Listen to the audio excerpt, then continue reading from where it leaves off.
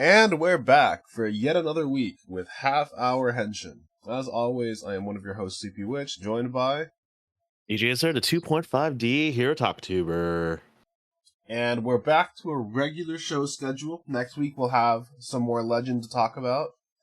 But, I believe so, yeah. I have to double check the schedule, but it should be. I think that's how the limited series works. I have no idea. But regardless... Continuing off when we left off with Gotchard, I was not expecting the tree fight to be resolved so fast. Okay, so one of my friends was basically mentioning this, but it's really funny. There's not really fanfare when it comes to these new suits. There's no fanfare. It's like, yep, it's there, and then halfway through the episode, we get yet another new suit because and it's just crazy, yeah, because we have Mechanic Crab, Mechanicani, and then we had the Rose one this week. We had two suits this episode, but there wasn't much fanfare over it. I mean, even when we got Sabo Needle, it wasn't that big of a deal. But it felt so low key for them to just speed through and get both of those out. Yeah. It just does that, and to be fair, I like the Gold Dash suit being a big of a thicker armor. Mm-hmm. Oh man, I love that, and the fact that its kick, its finisher was just that, kind of front flip drop kick. It's the so fact that cool. it was that, and it was the big fucking stomp because you use the crab legs to hold them down. Yeah, it was so chunky. That kick felt so chunky. And it was really funny too, because when I first saw it, I was like, oh cool, it's an actual suit. 3 seconds later, oh, it's CG. Oh wait, no, it's a real suit. I mean, again, it was so funny. They did the mix, and I've told you before, when CG is used to do things that the suits just can't feasibly do IRL, I'm pretty happy to just let it do it. And the fact that we got a mix of real suit, CG for the action, and then real suit, man, the design for the crab motorcycle and the fact that it has the wheels on the side so it can crab walk with the wheels was really funny. Yeah. Oh man. That was just great. And then and after that, there was just a lot that happened this episode. Kajiki was sad the entire time because his fateful encounter was seen with another guy. But we find out about it in the episode. No, it was just her brother. It was just her brother, who turns out is an arsonist. Yeah. Oh man, but it's also crazy too because she turns into technically the monster of the week. Yeah. The whole bit with Kaijiki was really funny. His actor was really hamming it up this episode, especially at the beginning when he's just running around. The scene where he hears the dude's last name and he turns around and they're outside the window and he's pointing to the guy hey, show me what's on the phone. Was really funny, especially with them from behind being no, do not show him what's on the phone, dumb. Yeah.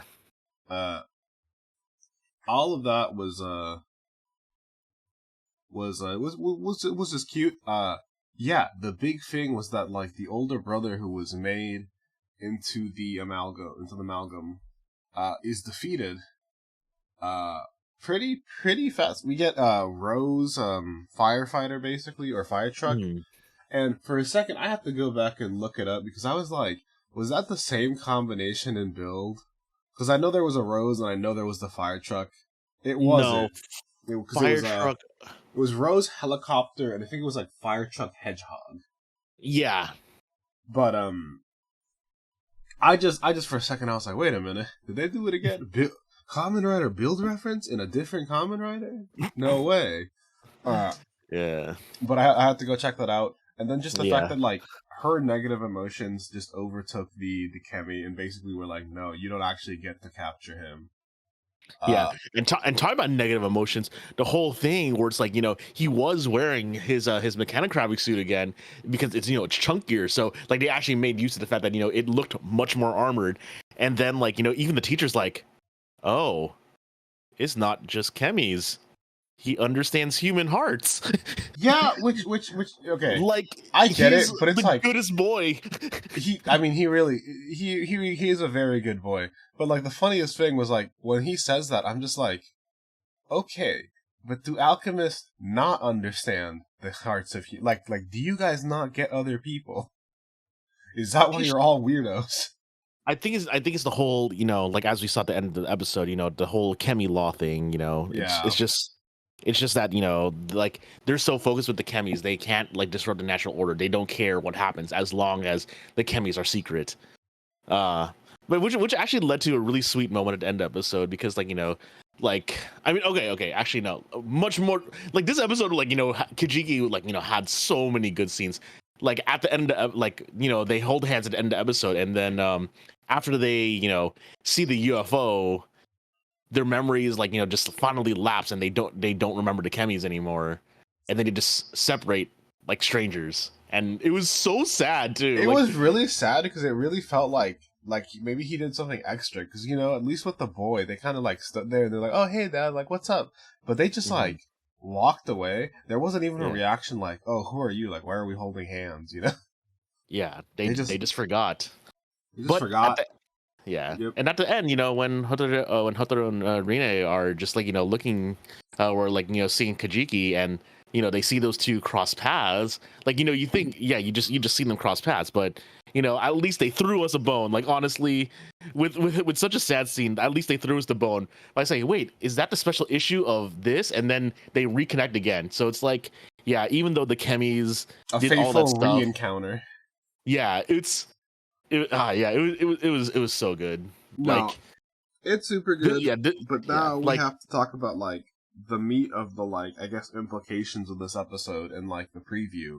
One, after they got defeated, the Abyssal Sister was obviously picking up some sort of material that they were taking back for their alchemy stuff. So they have the parts together, and they were able to capture the rank 10 Chemi UFO. Yeah, the rank 10. So we're going to be getting that rank 10 stuff soon. In addition, next episode preview, there's a spy among the organization. Also, it looks like we have some new like higher-ups who are showing up and being like, I don't approve of you being the Kamen Rider. Yup. And like, we're actually getting more of like, the Alchemy Society now. So yeah. Which is cool. Yeah, it'll be cool. Yeah, things are finally like starting to like ramp up. We're finally gonna get to like the meat of the show. Well, it's winter, and every winter that's when like the turning point, like that's normally when we get either a super sad scene, the Christmas rush is over, so they can finally start on the story, and yeah, so we will see, because like normally they give us like the mid-season around this time. Yeah. Well, we'll see. Kaijiki's actor also had some really funny just background scenes especially with the two upperclassmen. I don't know if you saw him when he's talking to Ichinose, and they're just in the background. He's like just kind of like waving at the like shy underclassmen, like, "Hey man, what are you doing? What are you doing?" The guy's just like cowering away. It was just some dumb stuff that I enjoyed from the episode, but oh man, yeah, it's great. Yeah, like I really enjoyed this episod. Yeah, I mean, I think we said we enjoyed all the episodes this week, but yeah, and then we had like what I personally think was my favorite episode this week, which was the Wandering Stranger, the Wandering Zangil. Yeah, I love this episode because it has so like every single episode this week had such a good mix of drama and comedy. Yeah, man, when we saw the preview last time and we were like, hey, kaijus are coming back from the dead, we were like, oh fuck, this is gonna be like everything's hitting the ground. This is gonna be like an intense, like super insane episode. And we first see the bug kaiju, and he's just like chilling on top of a of a building, and it's like, yeah, people just saw he like flew by, like there's no damage, nothing's happened, and he just like shows up, gets defeated by this guy's sword, and just disappears. Yeah. And so at this point, my brain is like, oh, is this gonna be like like a Mysterio, like a Spider-Man thing. Like he's making fake villains so that he can defeat them, so that like he can gain public opinion. Like what's going on? It was nothing like that, actually. Yeah, no. He was just trying to collect Spiritomb. I mean, 108 souls, to save, and then we get to see him, and he is great. Yeah. So basically, they realize that the kaijus are all showing up in the area where the kaiju was defeated. They split up to go check out the areas, and Gento runs into this dude. I find it really funny that there is a like a sign that says that the one like corporation guy, like he will return. Yeah. At the side of the thing. But what's it called? I hope that's a sign. I hope we do get to see him later. He was a really funny guy. But Zangil shows up, shows off his true form, and we get to see him defeat another one of the kaiju spirits. And then him and Hiruma just like sit down and have tea or have coffee. Yeah, no, specifically coffee, because he says it's like humans have great coffee, and like no, he's just chill. He just basically asking for help because obviously Nijika is a broken monster because that thing is like impossible to defeat in normal ways. Yep. Not only that, but like I really like the vibe of like he's supposed to be speaking with like old-timey Japanese, and so for his translation for the English dub, he was speaking in like kind of like the old British like have at the thee thou. Yeah, thee thou. Honestly, okay, so it's actually really funny because when I saw that, I was basically in my group watch chat going, "Oh my god, guys, they localized this into old speech. They got the old samurai speak and made it, and they localized it." I was so shocked because I'm like, I was not expecting I wasn't expecting that out of like official subs. I wasn't expecting that to be localized because obviously I hear him saying the thee and thy or whatever. And then he explains it that he's talking like a samurai. That's when I realized it's a localization thing. Because I'm like, oh, maybe this guy's been traveling around like England or something. Like old England if he's been around for a while. But no, it really is just like a localization thing, which I thought was cool. Yeah, that was so awesome. Especially because if they don't really do that, like the vibe of it just kind of gets lost a little bit. And he's supposed to obviously feel alien because he is. But man, but it's also great though, because like he's like very, very polite. He's very into the whole ideal of Bushido, like to the fact where he was on his knees like trying to ask for help. He's like, dude, we don't do that here. We don't do it was the Avengers. We don't do that here. Yeah, and it's really serious also because it's like getting down on your hands and knees is supposed to be like a really serious thing in Japan, right? Like it's that's why like they always do it, like you always know like the bully's a bad guy because he's making people like squirm under his feet or whatever. Like when you apologize, you're supposed to like put your head all the way down to the ground. So that's like a cultural thing where it's like, oh, he's doing this just like in public. So he's like, don't make a scene. Holy shit. Please. Yeah. And Gento's so embarrassed by it that he overpays for the coffee. I mean, I don't think it was so much that he was so embarrassed about it. It feels like more like, hey, the kaiju's attacked. We gotta run. Yeah. Oh man, but yeah, like his backstory, which is interesting. Mm-hmm. Oh man, yeah, like just this episode was just great, and what's like, and like what like he was actually he was just such a cool dude, and then at the end of the episode, and then we gotta get to the fight. We were back to the big boy kaiju, except now he's even more OP because he can like be invulnerable, so no one else can really help. Yeah. Blazar is so funny to watch because he's obviously sometimes he's just such a wild little kid or whatever. And specifically when the other dude gives his sword the power to like actually be able to deflect the spirit attack, and he gets so excited he starts jumping up and down. Yeah, but also it was. But honestly, the way that he was able to attack what's it called he was able to attack where they basically touch swords together to basically transfer the power. That was also sick as hell. Well, yeah, because I think kind of the whole thing is that sword that he has like absorbs power, so he kind of like he like got attacked and he blocked it and was able to like absorb the power. I thought that was cool. Yeah, like oh man, it was just awesome. Like seeing those two tag team. It's pretty great whenever we see. Yeah, whenever we see like Blazer be assisted. Also, it's pretty great how we still haven't heard Blazer talk at all. He's just grunting. I really like the scene where the truck falls down. We actually have Blazer picking up like the toy truck in scale, and then he just like drives away. Very cute.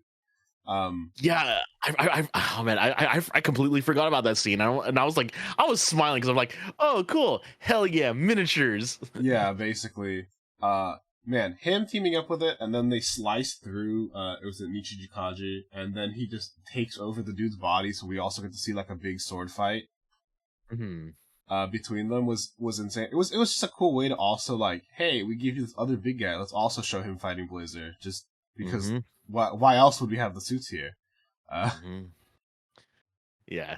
Sick fight. It was fun. Oh, and we get a funny reference to the the like hitting with the back of the blade to only incapacitate.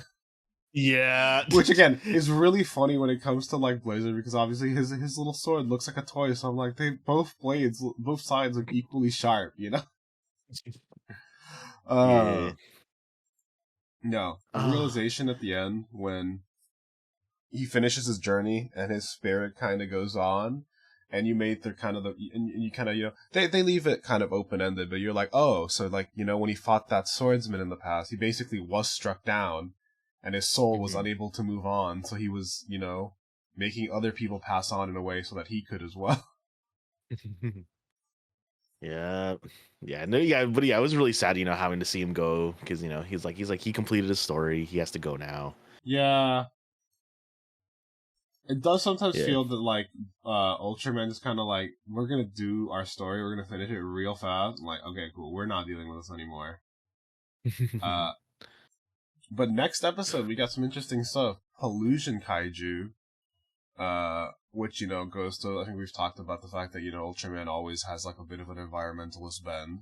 So... Yeah, it's kind of giving us everything. I'm really enjoying Ultraman. I like the design for the Kaiju 2 being like this big like snake heads that like come out of the ground. I assume we only see the one, but I assume there's probably going to be more. Like this thing is really giving me like Orochi vibes, like the big eight-headed snake. But we'll see. It was a cool episode though. And and now the episode that probably gave me the most whiplash out of all of the episodes. Oh man. Well, it also explained a couple things. It's like, okay, so why was Ishbana so chill during the last episode? Yeah. Well, we see why. And I told you, like, they're gonna reveal something because there's no way that we're just kind of like moving on for real. But yeah. Also, I completely forgot that Comet Jim can actually transform. So yeah. Yeah, no, that was kind of like his main bit. So yeah, it was because he was Bochimar for like an entire half of a show, and we forgot about this. But yeah, man, the cold open to the episode. Hi, basically like, hi, I'm Queen Himeno, and I would like to get married. All eligible bachelors, basically, please just show up. And we get to see our favorite fucking background character show. I dumped my girlfriend from this. Himeno, please. It was, oh my god. Rip that guy's girlfriend, dude. Yeah, and of course we do get Yan, the return of Yanma's crush, and it is the funniest every single really time is. it happens. It really Especially because Jeremy I was gonna say it. Jeremy continues to really be my favorite now. Everything that he did this episode was amazing. Also, Kira was really fun this episode too. Him and Rita, I think, were like really standouts in the like, caring for Himeno, like they knew something was wrong. Yeah. Meanwhile, Yanma's too stupid. Yeah. But stupid where it counts sometimes. And in case anyone wasn't following, the Himeno that we saw that was just chilling, that was Kama Jim transformed into Himeno. Himeno is actually in the dungeon surrounded by everyone that's pretty much poisoned, that she loves, and it's kind of sad. Yeah, they were basically taken out first. They gave up their Azure caliber so that Kamajin wouldn't basically obliterate everyone because they were already sick. Yeah, they were basically working everything on their own, and we get the betrothal games, and we get a guy who showed up. Yeah, very, very handsome. Like, actually knew Himeno. Like, it was like, Himeno saved me and my family. I owe my life to her. And this guy was just before we talk about this guy was the biggest red herring, because he shows up in the preview and your thought is like, okay, Himeno's figured something out, but obviously this guy is the bad guy, right? This is Kamajin, or this is someone else coming through to like cause problems. Yeah, and I was it was so funny because we basically see him there. Like we were just imagining him when sorry, right, his name was Roman Dearborn, and which God, that is a name. Yeah, that is one hell of a name. Oh man, but he basically shows up. He's basically the perfect bachelor to Himeno, and pretty much the entire time, Kamajim is trying to poison the rest of the King Ogres. He's just trying to murder them, yeah. He's just trying to murder them with poison, and like we said earlier, Gira is too focused on the mission. Yep, of saving Terra. Yep. So he's like telling her to cut it out. Stops doing stuff. He just sucks at dancing, so he trips over his own cape. All very funny, kind of like, oh, he's surviving due to the fact that, he doesn't know these things. Yanma is just a nervous wreck who can't say or do anything, and Jeremy takes every opportunity to, like, control him into doing the funniest dance I've seen, complete with some great sound effects from the crew. Fucking putting a little fucking spider speaker on his shoulder so he could be like, give her like some thoughtful prose which she doesn't or Kamajin doesn't understand, and he's like, man, you can't even read between those lines. Yeah, it's so great. And then Rita is like, puts on like this great dance, like saying, okay, what's wrong? Blink twice if you need help. Yeah. Are you sure you need help? I will help you, do not worry.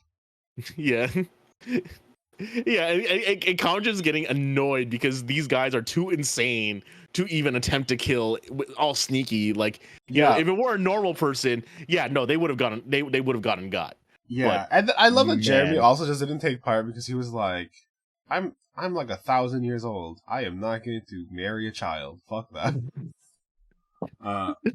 And then he just started fucking with Yanma the whole time. Great. Yeah, it's great so character. Good. 10 out of 10. Yeah. Priority straight. Yeah, and then the episode continues. We basically see we basically see Gira yelling to Himeno, quote unquote's ear, stunning her, and then we finally see that Kamajin was basically ready to just poison them all, and then Romaine shows up, dances with Himeno, and steals the Odra caliber back and gives it to the real Himeno, which escaped in the background with help of their maids. Mm-hmm. And then we get the reveal that, you don't know the true face of your own servant, and wow, that was a reveal. That was a bit. Yeah, the thing is, they Sebastian told us that he was only 20 years old so long ago. Actually, wait! I just realized this is just a mirror of that episode, because we have Yanma's crush, and then we have Sebastian's joke, like these things that were introduced to us when we were first introduced to Ishbana, they came back in this episode, and it's so funny. I thought that the him being 20 years old was just gonna be a bit. I didn't think they were gonna commit to it as hard as they did, and first of all, the Himeno escapes and fixes everything on her own. Is really cool, just kind of in the background. And then she shows up all dirty and muddied and everything. And Sebastian immediately steals the sword, to which, the other... Which, shout out to Himeno's actress for playing the, like, haughty, like, bitchy version that is commented, like, oh, this woman, she's so dirty and ragged. She couldn't be the queen of beauty, basically. To which Himeno's basically like, beauty is like something that you are that comes from like within, and it's not something that's just reflected on your outer self. And basically, you're a dirty bitch. Yeah, it's like you really think that I'm shallow. Well, which to be fair, to be fair, like that's what she wants people to think sometimes. Honestly, cool bit with all of them just immediately being like, "Oh, that's Himeno." Probably my favorite line with fucking Jeremy being like, "Oh, so now that's the real Himeno. Like, what are you thinking, Yama?" And he's like, "Oh no, the real one's a pain in the ass. I really should." It's always. But the one thing is, as always, with these group of retainers, before the final blow can be struck, they're just like TP'd out. Yeah. So, oh man. And then we get to meet my other guy, Dabowski, who wasn't here this whole episode, and we get the preview for what I feel like is probably going to be one of the more intense episodes we have coming up. The guy who can bring people back from the dead is the guy who took over Tofu. And it looks like he's brought back one of the Tofu sovereigns. Yeah, the one that made the tofu like out of food. Like, they were starving. That's the one. Yep. And then of course he basically says, "I will get down on the ground. I will line the dirt. Like if it means that I will save tofu." Like he says that, and I'll do anything for my people. I love him. Dabowski's also great. The biggest thing is like looking at this lady, and I'm like, oh man, I'd always assume that Dabowski led the rebellion almost like as a peasant originally, but also like this looks like it could also just have been his mom. That's what it sounds like. Which is also like another layer to like, if it means keeping my people safe, I will fight even my own family because, the people of Tofu are more important. Like, and like, what's even gonna go on with what's even going on with Suzume as well? Yeah, like, seriously. Yeah, Suzume's still off with Mecha Oracles, which is a whole thing. I mean, it looks like this is kind of going to be the setup. At the very least, it doesn't look like Enscopa was taken over, but it was also just like destroyed. It doesn't seem like they're staying there. Ishibana's been liberated. Tofu's next, and then I mean we gotta see what else goes on. Yeah, I really enjoy how in this episode they did show how to save the world. So it's really great how kind of to give every country and every king their episode. They actually do move between each area. So it's actually really nice. I mean, yeah, they're just kind of back to doing that from the very beginning, because at the beginning we were basically going from country to country with Gira as the escapee. Which again, another big thing that happened in the Ishibana episode. Gira saying he's going to take over, which he did again to the fake he made this time, because he was like, "Hey, if you don't get your shit together, I'm going to take over your country because you're obviously not taking care of it, bro." I love Gira. Gira is so good. I really like a lot of the characters. It's actually what I feel like is the funniest. Is the character that I thought I was gonna like the most was Yanma, and while I still like him, I think I like everyone else more. It really depends on the episode, because Yanma really is just a supporter, because he does work on everyone else. He's the one that allows everyone else to do their cool stuff. Yeah, I just mean personality wise. Oh. I just vibe with as characters. I just vibe. I just ended up because I was like, oh, Gira's gonna be the generic happy red, and no one was generic. Yeah. I mean, other than the fact that Gira's obviously very positive and looking to save people and whatnot. But yeah, overall, great episodes this week. Mm-hmm. We'll reconvene next week to talk about that. Plus, Kamen Rider Legend, episode 2. Oh man, I don't even know. And which basically means we're gonna see more Kajiki. Yeah, which means you're gonna see more of Kajiki's actor doing stuff. Oh, sorry. Butler. That's true. His name is Butler in the alternate universe. But hopefully, as with the first episode of that, it will be absolutely gorgeous. And with that, we will see you guys next week. Thank you for joining us. Later. This program is brought to you by Our unending love of Tokusatsu. If you enjoyed the show, please be sure to like and subscribe. And hit the bell for notifications. And if you would like to support us further, consider becoming a patron at our Patreon, Half Hour Henshin. You can get some exclusive benefits, such as your name in the credits and joining our sticker club. Or, if you want to help with a one-time donation, you can also find us at Ko-fi at Half Hour Henshin. You can email us with any questions or theories at halfhourhenshin@gmail.com or on Twitter at halfhourhenshin.